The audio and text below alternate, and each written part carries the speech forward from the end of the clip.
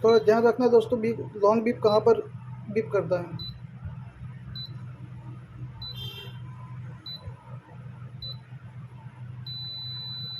आपने देखा सुना कि C9 पर हमारा लॉन्ग बीप कर रहा है। अभी आगे भी हम एरर को देखेंगे। दोस्तों हमारे पास इस डाइकिन का स्प्लिट एसी आया है।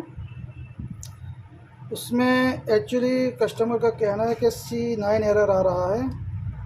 तो सबसे पहले एरर को कैसे चेक करते हैं वो आपको बताएंगे। तो उसके लिए हमारे पास ये कनेक्टर है इंडोर का। तो ये जो ब्लैक कलर का वायर है वहाँ पर हमारा फेज लगेगा, वाइट में न्यूट्रल लगेगा, और जो रेड है वो यहाँ पर आउटडोर के लिए यहाँ से आउट होगा फेज, और ये हमारा अर्थिंग है। तो सबसे पहले हम चिमटी के थ्रू फेज में फेज और न्यूट्रल में न्यूट्रल लगा देते हैं, ठीक है। और अभी उसको सप्लाई दे देंगे। जब सप्लाई देंगे तो यहाँ पर हमें इंडिकेट करेगा एलईडी। तो हमने यहाँ पर सप्लाई दे दिया है। अभी रिमोट कंट्रोल से हम उसको ऑन करने की कोशिश करते हैं, तो हमारा ऑन हो गया है। अभी हमारा एलईडी कंटिन्यू ब्लिंकिंग कर रहा है, तो समझ में नहीं आ रहा कि कौन सा एरर है। तो उसको चेक करने के लिए हम क्या करेंगे दोस्तों, ये हमारा रिमोट कंट्रोल का जो कैंसिल बटन है उसको थोड़ी देर के लिए प्रेस करेंगे और हमारा यहाँ पर कुछ नंबर बताएगा। तो हम उसको थोड़ा प्रेस करते हैं।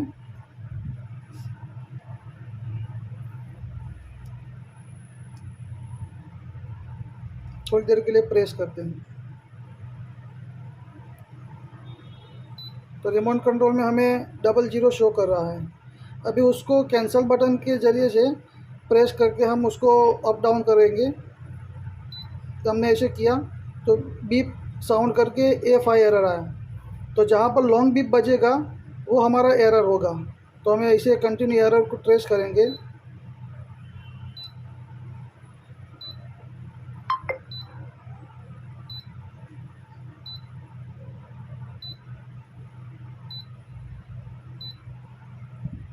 थोड़ा ध्यान रखना दोस्तों, बीप लॉन्ग बीप कहाँ पर बीप करता है।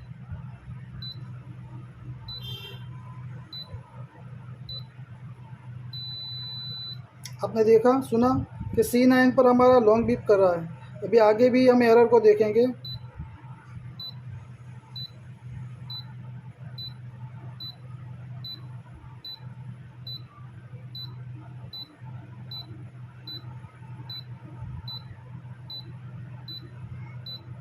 डबल जीरो वापस आ गया। इसका मतलब कि हमारा C9 पर एरर है दोस्तों। अब इसको नॉर्मली आने के लिए हम कैंसिल स्विच को थोड़ी देर के लिए प्रेस करेंगे, ठीक है। तो उसको ऑफ कर देते हैं पहले तो, और C9 एरर का हम ट्रेसिंग करेंगे।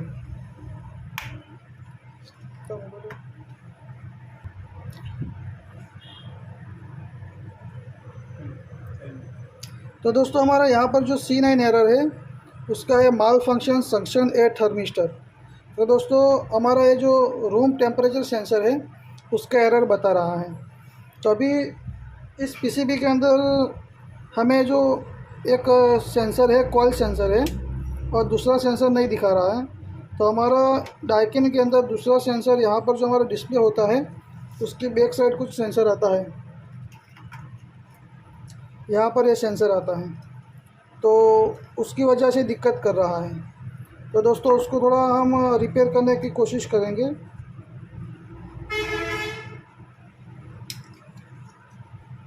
तो उसको फ्रेम में से अलग कर दिया है। अभी उसका वैल्यू चेक करेंगे, और यहाँ पर कहीं मॉइस्चर वगैरह लगा है तो उसको क्लीन करने की कोशिश करेंगे।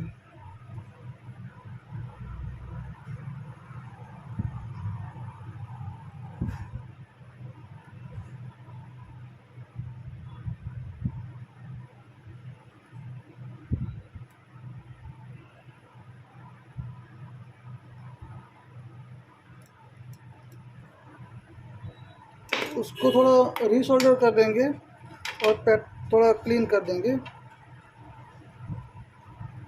उसका वैल्यू भी चेक करेंगे। मल्टीमीटर को हमने रजिस्टर की रेंज पर सेट किया है। और इसको उसका रेजिस्टेंस चेक करेंगे।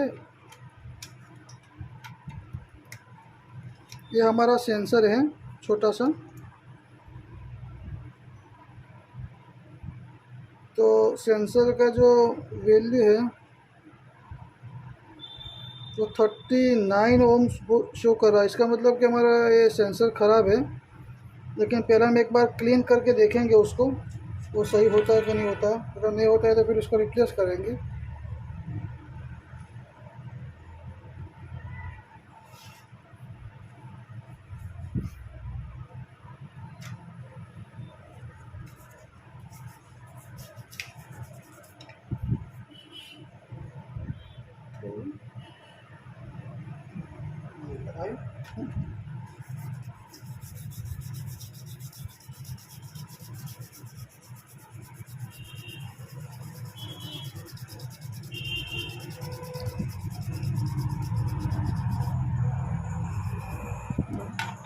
बस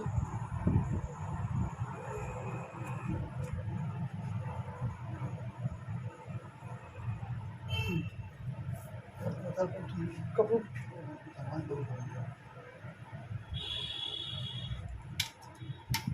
एक बार फिर से हम उस रजिस्टर को चेक करेंगे।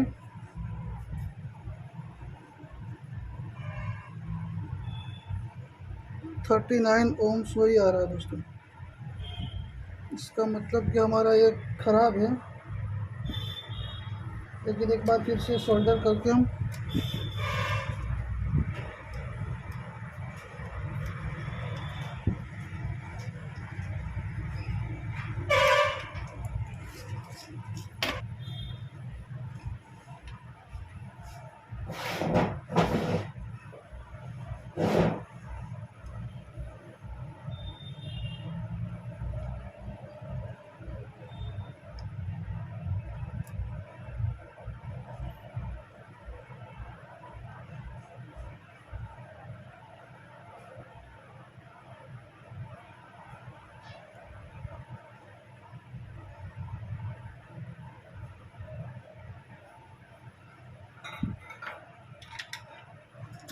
उसको एक बार रीसोल्डर किया है दोस्तों।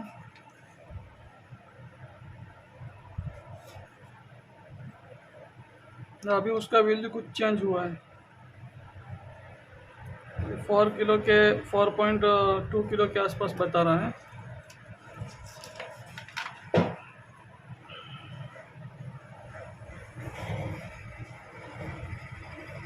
तो उसमें मॉइस्चर लगने की वजह से प्रॉब्लम ज़्यादातर होता है दोस्तों, लेकिन अभी क्या करेंगे, उसको थोड़ा फिर से क्लीन करके सोल्डर कर देंगे।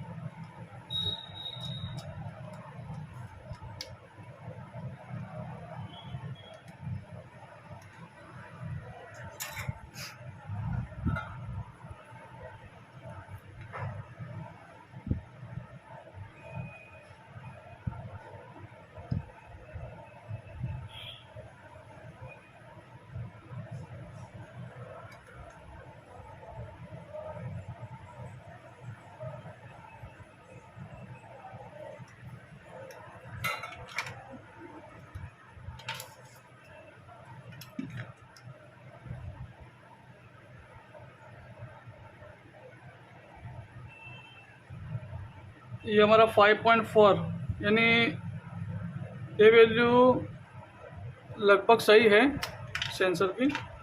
तो अभी हम उसको एक बार फिर से ऑन करके चेक करेंगे कि हमारा एरर निकला है कि नहीं निकला दोस्तों।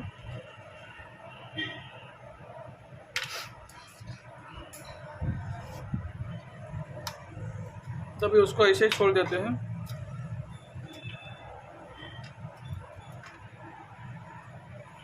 और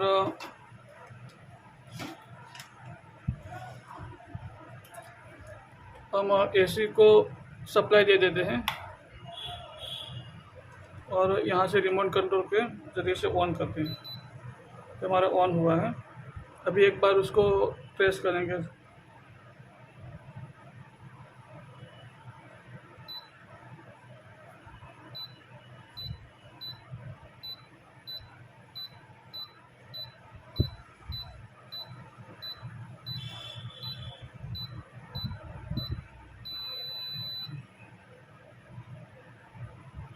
अभी भी हमारा एरर आ रहा है दोस्तों। अभी वहाँ पर हम वोल्टेज चेक करेंगे सबसे पहले।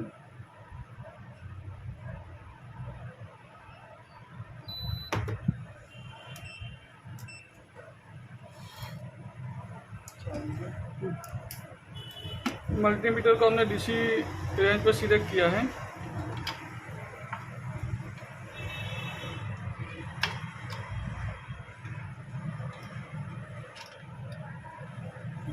सेंसर के अक्रॉस में वोल्टेज चेक करेंगे।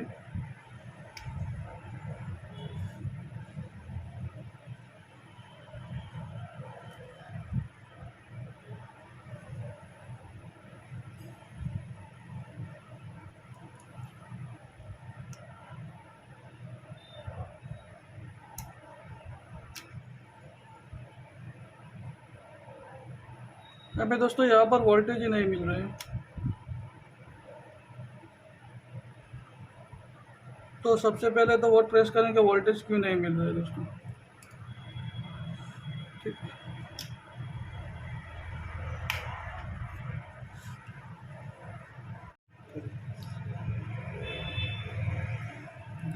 तो दोस्तों यहाँ से हमने ये जो सेंसर था उसको डिसोल्डर करके हमने निकाला है और यहाँ पर रखा है।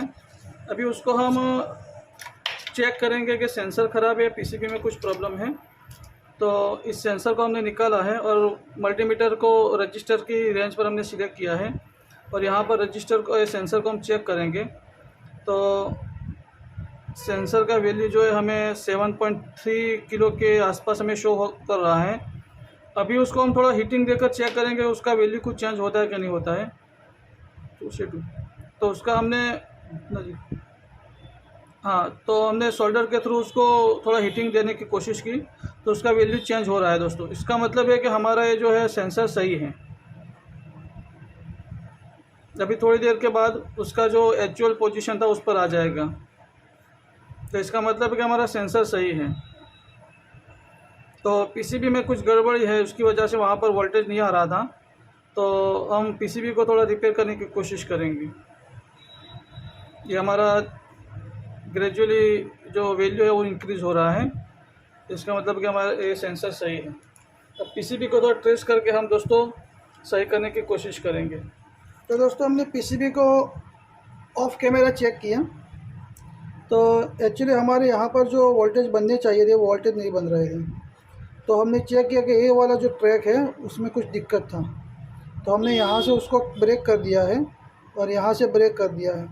अभी यहाँ से हम जंपर वायर लेकर यहाँ पर डायरेक्ट सोल्डर कर देंगे और सेंसर को वापस यहाँ पर सोल्डर कर देंगे और फिर चेक करेंगे कि हमारा पीसीबी सही हुआ कि नहीं हुआ, एरर हमारा रिमूव हुआ कि नहीं हुआ। तो दोस्तों बने रहिए, हम वो करके बताते हैं आपको।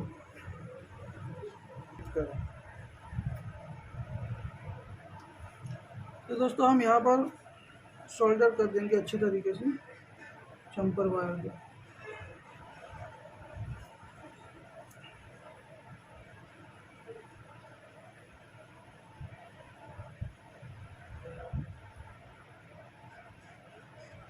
देखा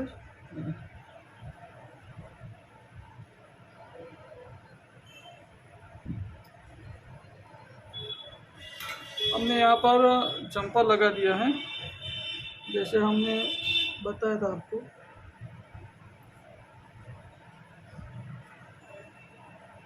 अब दोस्तों हम यहाँ पर वोल्टेज आपको बताएंगे चालू करके।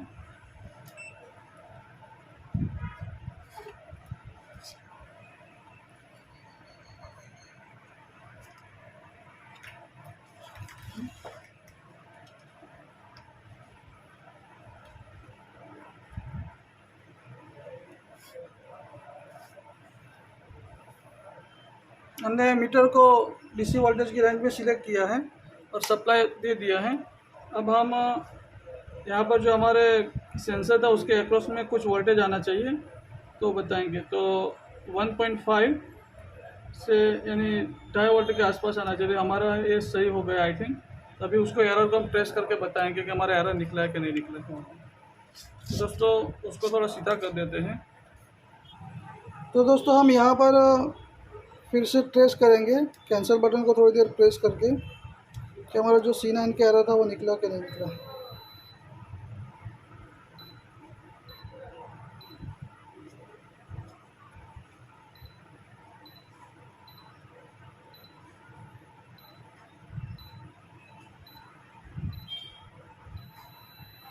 A6 एरर आया, A6 पर बीप लॉन्ग बजा।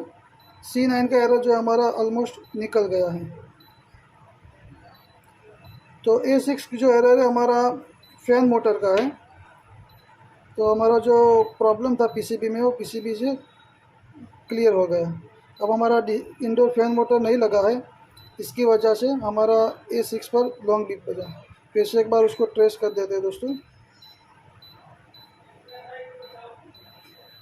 A6 बीप करने लगा क्योंकि हमारा इंडोर फैन मोटर नहीं लगा। C9 का एरर ऑलमोस्ट निकल गया है, देखा दोस्तों, उसके ऊपर लॉन्ग बीप नहीं बजा।